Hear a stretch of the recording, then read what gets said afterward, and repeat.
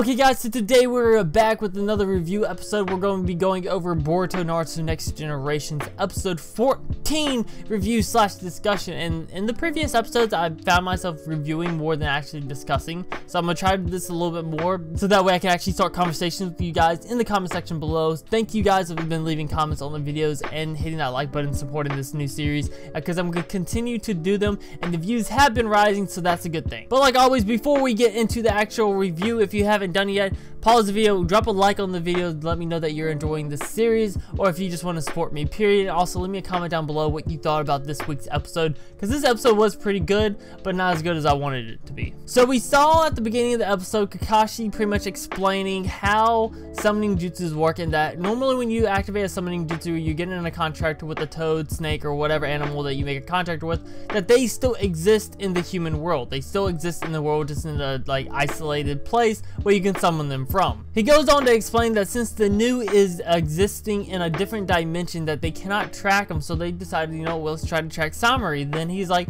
no, you can't do that either, because Samari is in the dimension with the new, so there's no possible way to track them. That is a ticking time bomb that can show up in any place in the village. We see a real quick clip of Naruto activate his stage mode, and since we see him activate it so fast, I still believe Naruto is top tier level, because, you know, even after working all those days in office, he's still sitting there, can activate his Karama link just like that, and he can also just activate stage mode like it's nothing. But at the end of last episode, we saw Boruto jump into the other dimension after Samari, at the new consumed Samari that we believed anyway. And come to find out she's actually still alive, but somehow Masuki got in there with them. And at the end of the last episode, I believe it actually didn't show Masuki jumping in there with her. I thought it closed before Masuki could actually get in there with him, so I'm not too sure what happened there, how he got in, but that's beside the point. Somehow he got in. Boruto's in there, he's looking for the class rep, or Samari, and instead of finding her, he finds the new. He gets into a fight with the new, and we get more hints to what Boruto's actually what his eye can do. We see his eye activate randomly. He still cannot activate it when he wants it to activate it, and we see that he can actually see the chakra points just like the Byakugan can on the new.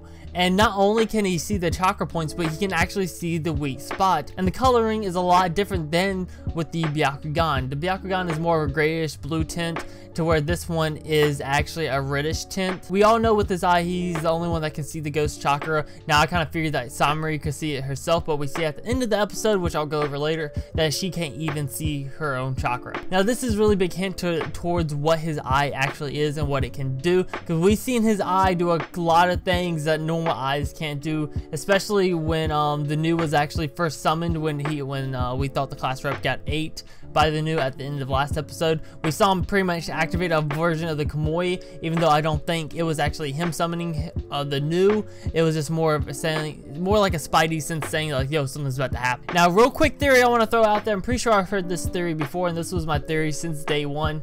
I don't believe his eye is actually a version of the Tenseigan at all. I believe his eye is a mix between the Hyuga chakra and Naruto's Senju / Kurama or Nine-Tails chakra. Now the reason I say this is because since Naruto had the Nine-Tails chakra in him when he had Boruto, and Hinata, of course, she is a higher elite Hyuga. No matter what you say, she is a higher elite Hyuga. I believe when the chakra mix, just like how normal parents, when they have a baby, the DNA mixes to make their own unique DNA for the kid. I believe that happened with Boruto, with the chakras mixing to make his own special eye, because it is only in one eye. The Byakugan is in both eyes, so is the Tenseigan. So unfortunately, we can rule those all out, but I do believe that is a version of the Byakugan, because like I said, the Byakugan has a bluish gray tint, and this one had a reddish tint. He can see other people's chakra just like the Byakugan. He's the only one that can see the actual ghost chakra, and you would think it's only his eye, because with all these incidents happening in the village and a whole bunch of Hyuga shinobi out helping out everyone else out, you figure one of them would use their Byakugan to track down the people, because that's the main use of the Byakugan, is tracking. So that's how we can confirm that only Boruto can see the ghost chakra, and like I said, it happens later on in the episode as well. Okay, enough about Boruto's eye, let's get back into the review. So at this point in the episode, Boruto is fighting the new, like I said, and he finds the new's weak point. He's about to get his ass whipped though, and Masuki comes out of nowhere, helps him out, and Boruto's like, yo, can you distract him? I got a plan to stop this. So he pretty much uses his shadow clone jutsu while Mizuki is actually distracting the Nu. He puts some paper bombs on these pillar areas or these like giant ropes, and he blows them up and makes them land on top of the Nu. So the Nu is down and out, and Mizuki's about to end off the Nu, and we see the class rep use a water barrier to stop it. Now after this happens, we see Boruto, Mizuki, and Samurai start talking a little bit. We get more backstory on actually Samari's about how she can't hear her mother's voice and all this other stuff, and exactly how both of her parents died. Samari's mom died from illness, from all the stress and anxiety she had from fleeing the village and being found out.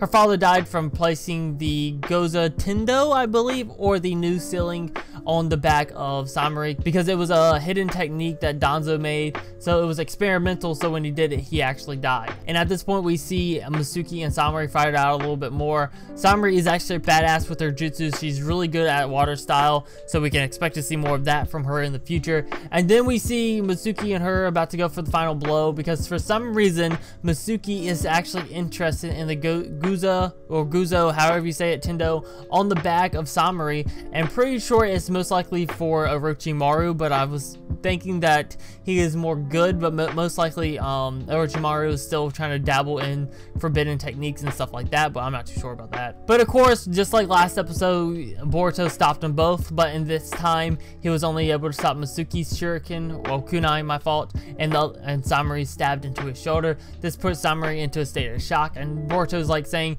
"You are my classmate, I don't know why you're doing this, you don't have to do this for your father anymore.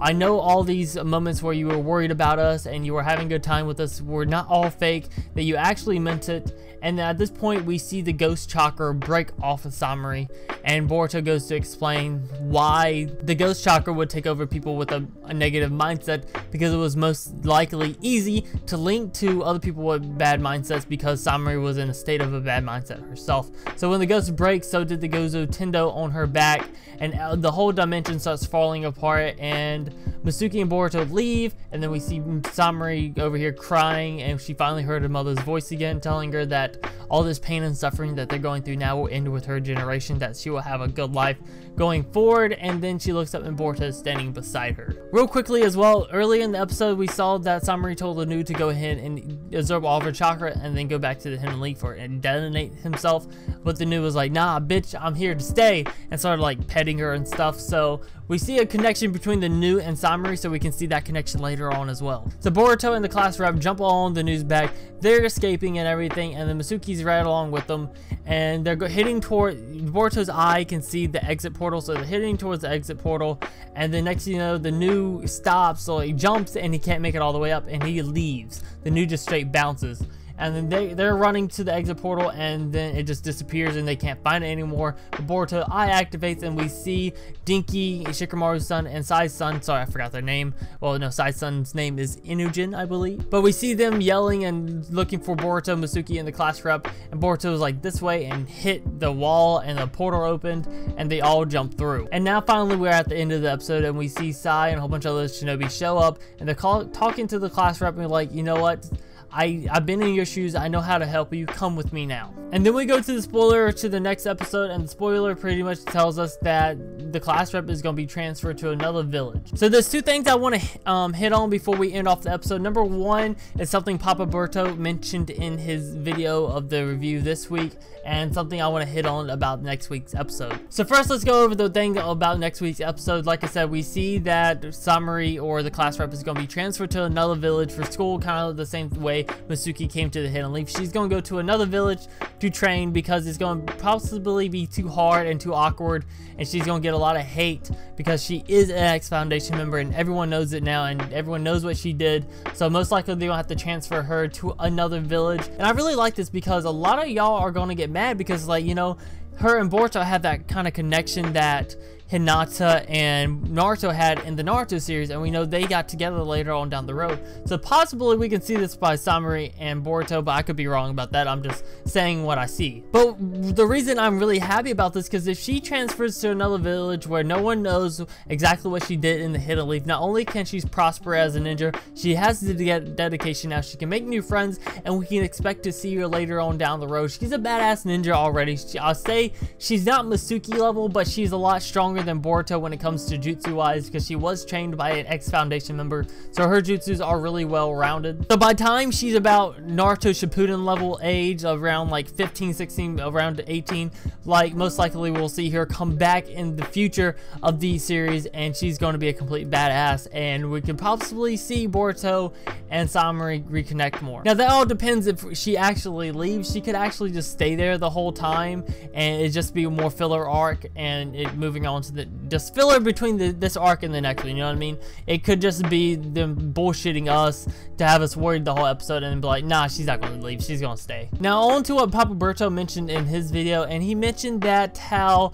there was an interview with the makers of the Boruto show, and them saying that Boruto is going to be his own separate person and not Naruto. Is that he's not going to be a copy of Naruto, and so far the only thing we've seen is Boruto be a copy of Naruto. Some of the wording changed, like you will always be my friend changed to you will always be my classmate, but we always see Boruto acting just like Naruto, and it reminds us of Naruto and is good character, but there's no character development there, because we see exactly how Boruto is gonna end up if he keeps following in Naruto's footsteps. Now they can throw us a curveball and make Boruto change a little bit over time, but I highly doubt that. Most likely he will continue in Naruto's footsteps, becoming stronger, becoming increasing bonds with other people, changing other people's hearts, making other people's character development go from evil to good, just like he did with Samurai and Naruto did with thousands of other people. The only thing that we see different between Boruto and Naruto is that Naruto hated the village because of the way they treated him, and well, he didn't really hate it. He wanted to prove them wrong, to show like,